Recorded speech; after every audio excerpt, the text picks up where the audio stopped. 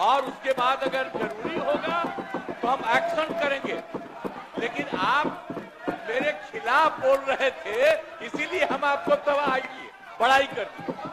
खूब करिए, मेरे खिलाफ करिए, हम आपको तारीफ करेंगे। लेकिन कोई काम नहीं कर रहे हैं, कोई बात है तो लिख करके दीजिए।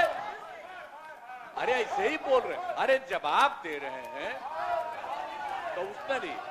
अगर किसी चीज के बारे में कोई बात है तो आप लिख करके हमको दीजिए, हम देखेंगे। बैठिए बैठिए, अपने स्थान पे जाइए, अपने स्थान पे जाइए, पहले अपने स्थान पे जाइए, अपने स्थान पे जाइए।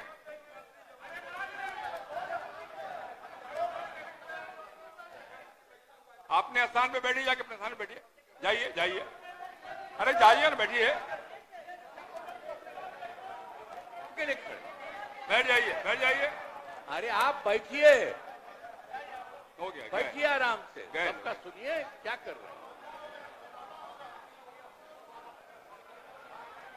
अशोक कुमार सिंह, पूरक पूछिए। अध्यक्ष महोदय, पूछता हूं। पूरक पूछिए, पूरक। उत्तर प्राप्त है। अध्यक्ष महोदय, मेरा प्रश्न है कि रामगढ़ प्रखंड के सौका निर्माण कार्य शेष हैं और कुछ में निर्माण कार्य में काफी देरी हुई है, तो सभी को हम लोग समेकित रूप से इस बार टेकअप कर लेंगे, क्योंकि इस बार राशि भी उपलब्ध है। इन्हीं कारणों से वजह से राशि की उपलब्धता नहीं रहने की वजह से हुआ होगा। लेकिन इस बार हम लोगों ने जहां पर बिल्कुल विद्यालय नहीं है या ये हालात बिल्कुल सही नहीं है, उसको हम लोग प्रायोरिटी पर टेकअप करेंगे, इसको भी करेंगे निश्चित। अध्यक्ष महोदय, करेंगे तो नहीं, जो 20 में निविदा हुई माननीय अध्यक्ष महोदय, और आज तक कब तक करेंगे, कृपया बता दें, स्पष्ट बता दें। हमने कहा कि अरे ये लोग शांत रहिए, शांत रहिए। सर, ये लोग लिख दिए हैं कि इसके चलते राज्य के निजी विद्यालयों में शिक्षा के अधिकार अधिनियम आरटीई के तहत 20% कमजोर वर्गों के बच्चों का नामांकन होना चाहिए, लेकिन नहीं हो रहा है। सरकार का जवाब भी इसकी पुष्टि करता। अब बात ये है, ये बोल रहे हैं तो इसके लिए जो कमजोर वर्ग है, आप उसके लिए जरा इसको ध्यान से देखिए, पूरे तौर पर ध्यान दीजिए। और एक और अधिकारी भी है, मैं इनको भी कहूंगा कि इसको ध्यान से देखिए। हमको इन्होंने दे दिया है तो इस पर जरा देख लीजिए, जो भी इसके बारे में संभव है ठीक है, बैठिए। अरे देखेंगे, अब हो गया, बैठिए बैठिए। आप नहीं, आप नहीं, बैठिए। अरे ये सब देखिए ना, हम लोग तो कमजोर वर्गों के लिए रात दिन काम करते हैं। आपने अभी कहा है हम एक एक चीज की जांच करवाएंगे, क्यों कोई दिक्कत कहीं हो रही है इसको हम देखेंगे। हमने दोनों को कह दिया है, जो अधिकारी हैं और उनके अफसर हैं, आई दोनों को लिख दिया, इन लोगों को भी हमने कह दिया। सब लोग अब देखेंगे, इसको जांच करेंगे, इसलिए बाकी चीज जी समीर कुमार महासेठ महोदय, राज्य के सरकारी विभागों में राज्य कर्मियों को अपने पद के अनुसार उसे 7वें वेतन आयोग के तहत मूल वेतन के साथ ग्रेड पे दिया जा रहा है और लेवल भी निर्धारित है, जबकि बीपीएससी टीआर1, बीपीएससी पीआर2, बीपीएससी टीआर3 द्वारा चयनित अध्यापक एवं सक्षमता पास विशिष्ट शिक्षकों को का ना ही ग्रेड पे निर्धारित किया गया है और ना ही लेवल तय किया गया है। सिर्फ नियोजन के तहत वर्ग 1 से 5 के अध्यापकों को एवं विशिष्ट शिक्षकों को 25,000, वर्ग 6 से 8 के अध्यापक को 28,000, वर्ग 9 से 10 के अध्यापक एवं विशिष्ट शिक्षकों को 31,000, वर्ग 11 से 12 के अध्यापक एवं विशिष्ट शिक्षकों को 32,000 रुपया मूल वेतन दिया जा रहा है, जो 7वें वेतन आयोग से बिल्कुल अलग है, जिसके कारण भविष्य में अध्यापक एवं विशिष्ट अध्यापकों को 8वें वेतन आयोग के लाभ से वंचित रहना पड़ सकता है, जबकि उक्त शिक्षकों को भी राज्य कर्मी का दर्जा प्राप्त है। अतः उक्त शिक्षकों के हित में पद के अनुसार शिक्षकों को ग्रेड पे तथा लेवल निर्धारित करने हेतु हम सदन के माध्यम से सरकार का ध्यान आकृष्ट कराते हैं। माननीय मंत्री शिक्षा विभाग। अध्यक्ष महोदय, वस्तु स्थिति यह है कि पंचायती राज संस्थाओं एवं नगर निकाय संस्थाओं द्वारा नियुक्त शिक्षकों को समान कार्य के बदले समान वेतन देने से संबंधित माननीय सर्वोच्च न्यायालय में दायर SLP C संख्या 20/2018 बिहार सरकार एवं अन्य बनाम बिहार माध्यमिक शिक्षक संघर्ष समिति एवं अन्य के साथ दिनांक 10/5/2019 को पारित आदेश, जिसमें माननीय उच्च न्यायालय के द्वारा समान कार्य के बदले समान वेतन देने हेतु पारित आदेश को निरस्त कर दिया गया है। राज्य सरकार पंचायती राज संस्थाओं एवं नगर निकाय संस्थाओं द्वारा नियुक्त शिक्षकों को बेहतर वेतन एवं सेवा शर्त हेतुकृत संकल्पित रही है।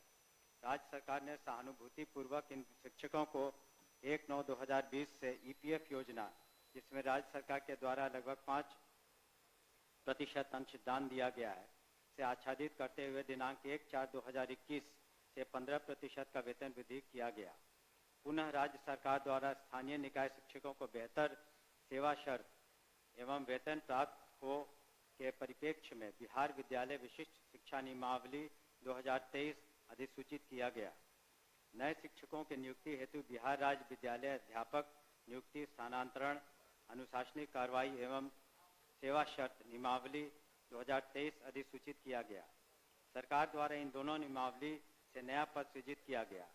यह पद 7वें वेतन आयोग लागू होने के बाद सृजित किए गए हैं, इसलिए यह पद 7वें वेतन आयोग द्वारा निर्धारित पदों में सम्मिलित नहीं है।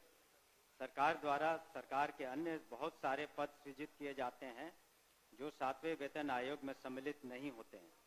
इन दोनों नियमावली के तहत वर्ग 1 से 5 के शिक्षकों को 25,000, वर्ग 6 से 8 के शिक्षकों को 28,000, वर्ग 9 से 10 के शिक्षकों को 31,000 एवं वर्ग 11 से 12 के शिक्षकों को 25,000 प्रारंभिक वेतन निर्धारित करते हुए पे मैट्रिक्स का निर्धारण किया गया। उक्त नियमावली के तहत शिक्षकों को बेहतर प्रोन्नति का लाभ दिया गया। अगले संभावित जो वेतन आयोग 8वां वेतन आयोग में ये शिक्षा विभाग द्वारा इन विद्यालय अध्यापकों एवं विशिष्ट शिक्षकों के वेतन मान को उचित स्तर पर निर्धारित करने हेतु वित्त विभाग को अनुशंसित किया जाएगा। महोदय, मैं पूरे वक्तव्य को मैं सुना। सरकार BPSC का एग्जामिनेशन लेकर के सरकार ने घोषणा किया कि वो राज्यकर्मी होंगे। दूसरी बात की सरकार ने ही घोषणा किया कि सक्षमता परीक्षा पास जो कर जाएंगे शिक्षक वो राज्यकर्मी होंगे। तो जब राज्यकर्मी होंगे तब फिर क्या औचित्य है कि आप उसको 7वें वेतन के लाभ से अलग रखेंगे, उस श्रेणी में नहीं रखेंगे? क्यों उसको राज्यकर्मी का दर्जा देते हुए और राज्यकर्मी की घोषणा करते हुए उस लाभ से सरकार क्यों वंचित रखना चाहती है, ये मैं जानना चाहता हूं। माननीय मंत्री। अध्यक्ष महोदय, इसमें जो विचार विमर्श किया गया वित्त विभाग से, ऐसी बात नहीं है कि सहानुभूति तो पूरी रखी गई। एक और आंकड़ा मैं पढ़ना चाहूंगा सदन के सामने। वर्ष 2003 में जो नियुक्त प्रशिक्षित शिक्षा मित्र थे, प्रारंभ में उनका नियत वेतन प्रति माह था 1,500, जो वर्तमान सकल वेतन प्रति माह हो गया 31,340। वर्ष 2006 में नियुक्त पंचायत प्रखंड नगर शिक्षक थे 5,000, उनका वर्तमान सकल वेतन प्रति माह हो गया 29,410। वर्ष 2010 में नियुक्त पंचायत प्रखंड नगर शिक्षक 7,000 था वेतनमान, तो उनका हो गया आज के दिन में 29,410। वर्ष 2013 में नियुक्त पंचायत प्रखंड नगर शिक्षक 10,000 थे, उनका आज के दिन में 29,410 सकल वेतन प्रति माह हुआ। ये वित्त विभाग की सोच थी कि इनका 7वें वेतन आयोग से आच्छादित नहीं होंगे और इनके लिए अलग से उन्होंने एक पे मैट्रिक्स बनाई। लेकिन साथ ही हमने ये भी कहा कि भविष्य में जब 8th पे कमीशन लागू होगा तो उसमें फिटमेंट कमेटी बैठती है और फिटमेंट कमेटी जिस श्रेणी में ये फिट करेंगे उसमें उनको आच्छादित करेंगे। धन्यवाद। महोदय, जो सरकार के द्वारा वक्तव्य फिर दोबारा दिया गया, ये पुरानी बात को दोहराई गई कि जब नियोजन इकाई कई नियोजन इकाई थी, आपने 23 में उस तमाम नियोजन इकाई को भंग कर दिया। अब जिला स्तर पर नियोजन इकाई आपने गठित कर दिया, जितने जिला है उतने ही नियोजन इकाई है, और आपने आपके फैसले से सरकार ने फैसला लिया कि अब तमाम जो पहली प्रक्रिया थी उसको हम समाप्त करते हैं और बीपीएससी से एग्जामिनेशन लेकर के हम शिक्षक को बहाल करेंगे और वो राज्यकर्मी होंगे। दूसरा, कि सरकार से हम लोग बात कर रहे थे कि जो पुराने तरीके से पंचायत से, प्रखंड से, जिला परिषद से जिन शिक्षकों को नियोजित किया गया उनको आप सरकारी कर्मी घोषित कीजिए। सरकार ने एक फैसला लिया, सक्षमता परीक्षा जो पास करेगा वो सरकारी कर्मी होंगे। तो सवाल उठता है कि सरकारी कर्मी वो सिर्फ स्कूल में नहीं पढ़ाते हैं, उनसे आप चुनाव में बूथ पर भेजते हैं, उनसे आप जो है सो बीएलओ बनाते हैं, उनको कई तरह का सवाल करते हैं। जब वो सरकारी कर्मी आपने घोषित किया है, तब सरकारी कर्मी के बराबर उसके समकक्ष 7वां वेतन क्यों नहीं देना चाहती है, ये हम जानना चाहते हैं। तो नहीं, उनका कहना है कि वो पुराना जो बताया 4000 था, 2000 था, 3000 था। दूसरी बार खड़े होकर बोले तो नहीं सर अध्यक्ष महोदय, जब ये पूरा मामला वित्त विभाग में गया, वित्त विभाग इसमें सारी निर्णय लेता है। पे मैट्रिक्स उन्होंने नया किया और कहा कि ये 7वें वेतन आयोग से आच्छादित नहीं होंगे। और दूसरी बात ये भी है, हम इस बात को स्वीकार कर रहे हैं कि भविष्य में जब 8th पे कमीशन का इन्होंने बात उठाई है, तो जब भी पे कमीशन केंद्र सरकार के द्वारा जब वो लागू होता है, तो यहाँ बिहार में भी फिटमेंट कमेटी बैठती है और फिटमेंट कमेटी के अनुसार उस वक्त इसमें जिसमें करेंगे हम लोग अनुशंसा करेंगे। लेकिन अंतोगत्वा इन सभी मामलों में वित्त विभाग अपने वित्तीय प्रबंधन के तहत ही अंतिम फैसला देता है, जिसको सभी को स्वीकार करना पड़ता है। धन्यवाद। हो गया आपका। सर ठीक है, वो लोग पूछेंगे, लेकिन मेरा आखिरी सबमिशन है सर, सप्लीमेंट्री मेरा ये है कि वित्त विभाग से सारी प्रक्रिया को पूरा करते हुए तब आपने बीपीएससी का एग्जामिनेशन लिया और तब आपने राज्यकर्मी का दर्जा दिया। तो साथ में वहीं घूम फिर के आ रहे हैं आप। साथ में वेतन का आप लाभ उसे क्यों नहीं देना चाहते, ये सरकार एक लास्ट करते हैं सर। एक ही बात तो बोल रहे, बोलिए अध्यक्ष।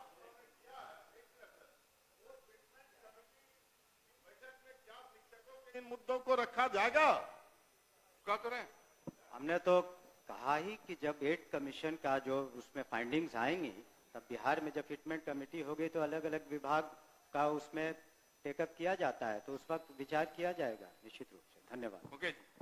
अध्यक्ष महोदय, वर्ष 2023 में नियोजित शिक्षकों को महागठबंधन की सरकार में राज्यकर्मी का दर्जा दिया गया था महोदय। और ध्यान जो शिक्षकों के हित में उनके पद के अनुसार ग्रेड पे और उनका लेवल जो तय करना है, वो सरकार कब तक देने का विचार रखती है? यदि देने का विचार रखती है तो कब तक, नहीं तो क्यों?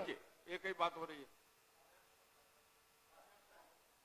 आपके माध्यम से मैं शॉर्ट में 2 पूरक पूछना चाहता हूं। क्या सरकार को ग्रेड पे निर्धारण करने में आर्थिक बोझ आ रही है?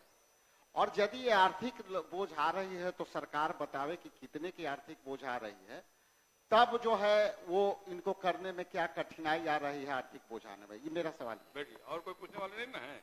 चलिए आप बताइए। महोदय, ये तो जब ऐसे मामले वित्त विभाग में जाते हैं तो नीति निर्धारण और सारी समीक्षा वित्त विभाग करती है, तो वित्त विभाग का निर्णय सभी को मान्य होता है और इस पर क्या आंतरिक जो वित्तीय बोझ रहेगा सभी चीज़ों का कैलकुलेशन उन्होंने किया होगा, तभी इस तरह का उन्होंने इस निर्णय पर पहुंचे जिसके बारे में हमने सदन को अवगत किया है। अध्यक्ष सूचना को पढ़े। अध्यक्ष बैठी हो गया नहीं? अरे 3 बार जवाब दिए, 3 बार वही सवाल खड़ा किया जो आप पढ़िए। अभी केसरी जी पहले भी राज्य में जितने भी विद्यालय हैं, सरकारी विद्यालय हैं, वित्त रहित अनुदानित संस्थान हैं, वित्त रहित संस्थान है जो, और वेतन और पेंशन 4-4 महीने का बकाया है, कोई भी संज्ञान नहीं लिया जा रहा। ये अजीब सी स्थिति बनी है। होली बीत गया, रमजान भी बीतने को है, लेकिन शिक्षा विभाग पता नहीं क्या कर रही है। मुझे आश्चर्य लग रहा है। ये तो ऐसा तो कभी नहीं हुआ था, क्योंकि 4-4 महीने का वेतन नहीं मिले। किसी विश्वविद्यालय को वेतन का पैसा भेजा जाता है तो पेंशन का पैसा नहीं भेजा जाता है। 7-7 वर्षों से अनुदान बाकी है, परीक्षा फल आधारित अनुदान। सरकारी विद्यालयों में वेतन बाकी है, तो ऐसे तो नहीं चलेगा ना। हम लोग सदन में आते हैं, उसके प्रतिनिधि हैं, बात आने से नहीं होगा सभापति महोदय ना। तो मंत्री जी तो महोदय बैठे हुए हैं, वित्त मंत्री महोदय संज्ञान भी लिए थे, तो क्या वेतन नहीं दिया जाएगा? यही कह दिया जाए। ये बहुत ही गंभीर बात है, इसको हल्के में नहीं लिया जाना चाहिए महोदय। दिक्कत बैठिए सुनिए। सभापति महोदय, मंत्री जी बोल रहे हैं। कल माननीय संजय जी ने हमें एक पत्र भी दिया था और उसमें जिक्र किया था कि CFMS के माध्यम से कुछ दिक्कतें हुई है, तो मैंने उसको जांच का भी आदेश दिया और ये भी हम जरूर सहयोग चाहते हैं इनसे, इस तरह की त्रुटि कहीं हुई है तो जरूर हम लोग को संज्ञान में दें। और जो माननीय सदस्यों ने चिंता जाहिर किया है, हम इसको दिखवा लेते और 1 सप्ताह में इसको कैसे सभी को वेतन मिल जाए इसकी सुनिश्चित करें। ठीक अब हो गया। जो अभी नियोजित शिक्षक बिहार में दक्षता देकर विशिष्ट शिक्षक बने हैं, उनका प्राण नंबर बनना। हमको याद है कि पूर्व में 2 लाख बहाली हुई अभी तो, और BPSC से 15 सुनिए ना एक ही साथ आज महीनों से उसका भुगतान नहीं हो रहा है। शिक्षा विभाग के लिए, शिक्षा विभाग और शिक्षकों के प्रतिनिधि के लिए अलग कोई नियम बिना वेतन का बीत गया है शिक्षकों का। ठीक है, हाँ बोलिए। बिना पेंशन का बीत गया है। हो गया, आगे चलिए। बीतता कुछ आगे का कार्य लिया जाएगा। हाँ बोलिए। सही पूछना चाहूंगी कि आशा कार्यकर्ता जो है, ये होली बीत गया और रमजान चल रहा है। नहीं, होली और रमजान चल रहा है, वेतन नहीं मिला महोदय, वेतन नहीं मिला। उनको 5-5 महीने से वेतन बकाया है। एक 24 वर्ष का बिहार राज्य प्रदूषण नियंत्रण परिषद के वित्तीय वर्ष 2024-25 का